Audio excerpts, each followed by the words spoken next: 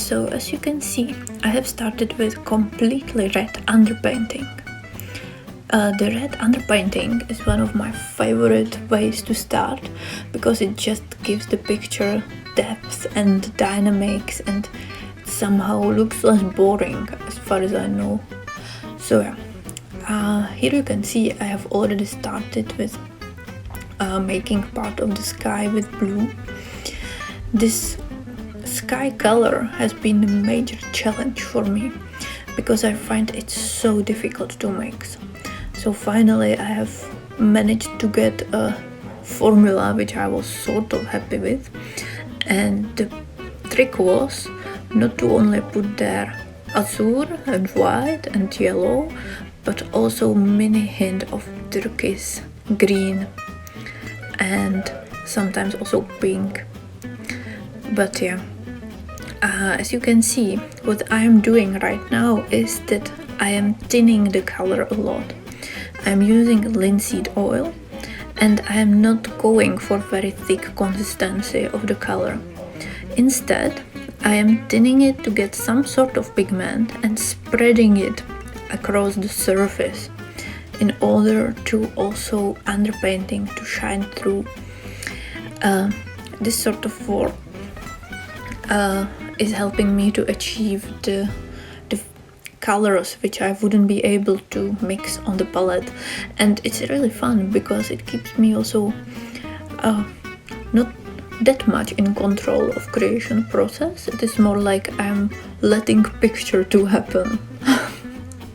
So yeah, right now as you see I'm using a brush and adjusting the tones, but oftentimes I just put a color as a one color blob and spread it with a cloth across the surface, across as big surface as I can. So yeah, this cloudy effect which you can see, it looks pretty good, doesn't it? This is a trick which I have learned from YouTube actually, and it's incredibly easy.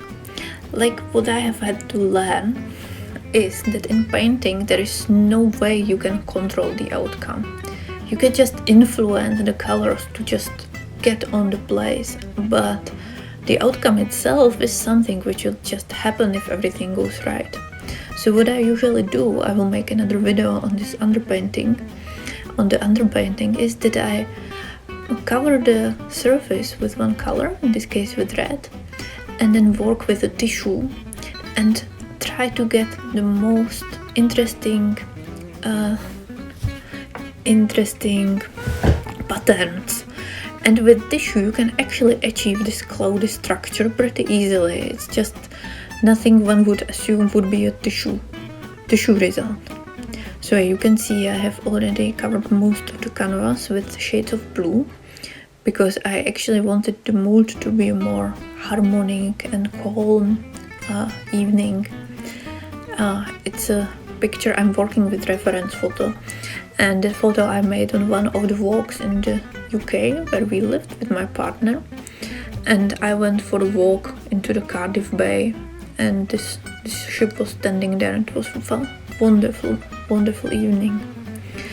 So as you see, there is a still big part of the underpainting shining through, which gives sort of a mood to the picture and also helps to achieve harmony. I have finished the clouds on the top, and as you see also I haven't worried that much about the detail. I went with a sort of blotchy areas of color, which I do because otherwise I don't want to get trapped in the too much detail work too early, because with these color areas you can always achieve the effect later, sort of tune it, but if you get too early into a detail it can get lost very easily and the picture loses its charm and its energy. So here you see I am working a little bit on the horizon. As you see, the horizon is not straight whatsoever yet. I will have to fix this later. And there is still a big part of cloud which needs to be worked on, and the water is just about near the color which I wanted to end up with, but it's okay this time. Now I'm proceeding to this big cloud on the right. This is tricky because it has really nice structure which I wouldn't want to lose completely, so I will try to cover it just about, that it still is visible if you pay close attention to it through the upper layers. With the clouds also, what I need to pay attention is not to make it too defined in the sky against the background, because clouds are these fluffy floating objects which are always sort of blurry, even though when a cloud looks more or less clear against the background in the picture, it always looks better when it is blurred, because once it has well-defined shapes, it becomes just an object somehow hanging in the sky, and it's just not feeling right. So as you see, I'm using a tissue to just blur the edges a little bit to give it this fluffiness and this cloudy feeling. So yeah, this cloud was especially fun because I managed to get this my favorite shade of turquoise. With these clouds, as you see, they are more or less the same darkness, and it is very tricky in a picture like this to achieve the result without the clouds looking all the same. So even though they are all dark, they shouldn't be looking the same whatsoever, so it's a good idea to always put there some interesting areas which can concentrate on. So as you see, there is a turquoise area, purple areas, light blue areas. Also, they look dark because background is light, but they are way lighter than one would think. This is something which I have been experimenting.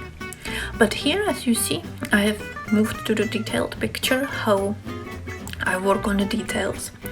The detail work is more or less the same for me as the rest of the picture. I am trying to get the general shape, but I don't proceed to the mini details or some complete perfectionistic straight stuff until I'm perfectly ready. Because in the picture, actually, if you do inaccuracies right, they look way better than some perfect photo-like copy of the object. It just gives it better feeling. Don't forget that we are portraying the mood here. We are not making a technical study of the ship, so the details can be slightly off. You should make sure that the general perspective is more or less correct, and if you are not sure about something, it's better to make it blurry and put attention elsewhere. The most important while painting, as with most activities, is to enjoy the process. The perfection shouldn't be the aim. So as you see, I have proceeded to paint there the handles, the bars. I have added some more detail in the background and also the front of the ship. There are some antennas, and now I'm working also on the bridge behind. But in general, you see that all the details, if you look very close, they are just blotchy brush strokes, which didn't get too much precise until the very end. And this is the trick which I'm doing. I'm just trying to get the general direction until the very end. And then you will realize you need to add detail on minimum number of places. Almost not at all. Basically, it is surprising how little detail the picture needs, only on the correct areas. It is also in order not to confuse the eye, because in order to provide a good experience for the audience, you shouldn't overload them with too much detail. As long as the result is giving them a mood which you tried to achieve, it's harmonic and aesthetic, it's absolutely not necessary to have everything perfectly drawn out and detail-wise. So see, now I am adding some more contrast and reflections in the top. This is really fun to do, I really enjoy this. And yeah, now I will just add a little bit of reflection of the sky. I didn't work on the water yet, so this is just a start to give it more plasticity and a little bit in the background. So yeah, this is overall the look in the stage which we are right now. You see the details, you see it's always good to step back a little bit and check if the mood is correct, if there is something which would disturb you. From the distance one gets a way better general picture in order not to get caught in detail, as I said, and let the rest fall apart. Here you also see that there is still a lot of rough background and underpainting left to work with. Sometimes I like to leave certain areas like this because they give really nice structure and something interesting to look at. Here you see detail of the clouds. You see that the light cloud, the pink one I have so far, left completely untouched because I would like to keep this interesting red surprising element there. So yeah, here is a background and the water. You see the water is super rough so far, but it already has these interesting shades which I achieved through the very thin layering over the underpainting. And it's complete, it basically happened like this by itself. I didn't plan this shape, it just came out. So this is a charm of it, this is what I love. And here you see my little trick to fix the horizon. It's super easy. I have took a blue tag, in this case a white tag, and I have attached the thread to check how much uneven I have it. I have realized that it was just mega uneven, so I fixed it. Now it looks way better and also more professional. No professional painting has uneven horizon. And see, here you can see already the finished picture. You see I have put much more work into the water, but it's more or less just subtle tones and lights. I didn't go for very big contrast because it would disturb the harmonic mood of the picture. You can see there is still underpainting shining through, which gives it all this evening sunset reddish tone. Yeah. Here you see my messy, disgusting palette. I would not recommend anyone to keep the palette like big like me, because it actually over a long time it definitely influences the clarity of your colors. So guys, don't do it. I have it as an exception, as I keep telling myself, because I ran out of the brush cleaner, which is another big sin which I made, but I already purchased one. Yes, I am a brush destroyer. So yeah, here you see the detail of the water. I have very carefully added some highlights there. I'm careful not to overwhelm the picture with light, because I still want the attention to be on the clouds. But I also want water to be interesting. So you see now I am proceeding with some vertical reflections in a turquoise.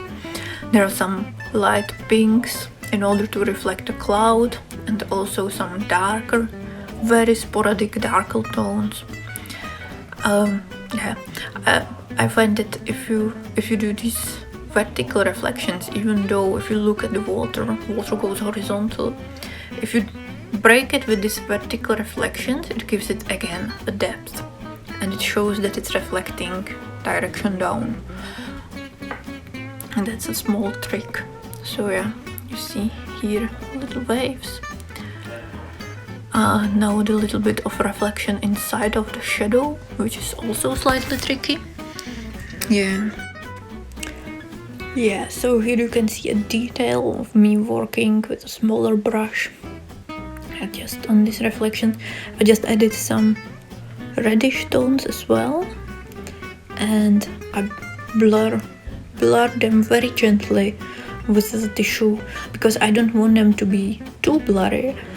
I still want them to look like brush strokes, but I don't want them to have very sharp edges, because that would disturb the whole impression of the water. So as you can see, I toned it down. Here you see the full picture. This is how it ended up to look after all this procedure which you have witnessed. So you see, I have at the end added a little bit more yellow in the sky and very gently into this cloud, and I added like a little bit of highlights into the cloud and into the water.